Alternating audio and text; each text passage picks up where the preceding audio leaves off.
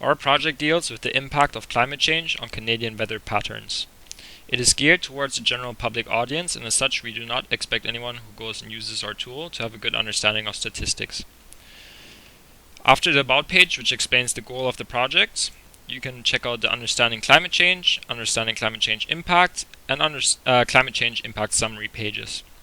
The first page deals with just understanding climate change and how emissions and atmospheric CO2 concentration are related. As such, we start with atmospheric CO2 concentration on a historic basis,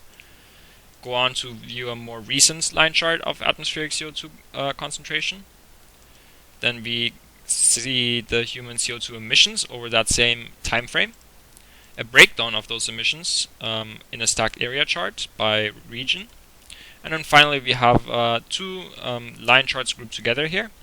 so that we can easily compare emissions and CO2 concentration in the atmosphere. In order to switch between these charts, we have a handy drop-down menu up here, which we've also made fixed, so that if you decide to read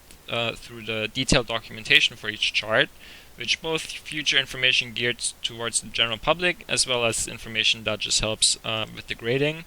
of these charts,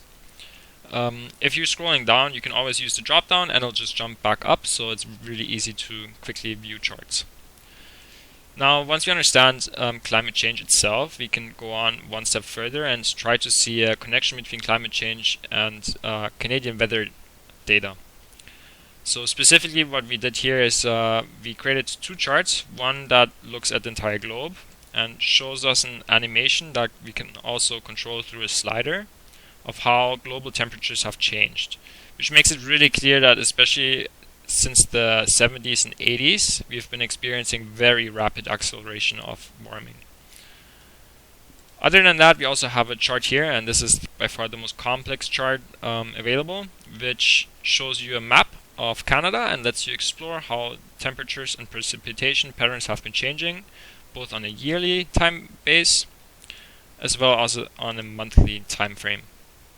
And not only can you look at temperature anomalies, you can also look at precipitation anomaly and overall temperature or precipitation.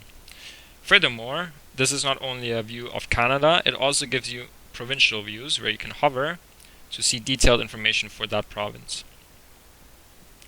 Finally, in order to see a more analytic view of these trends, we combine the results from the first and second page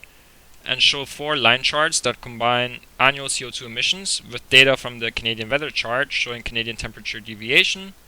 both relative and absolute, and a precipitation deviation, both relative and absolute.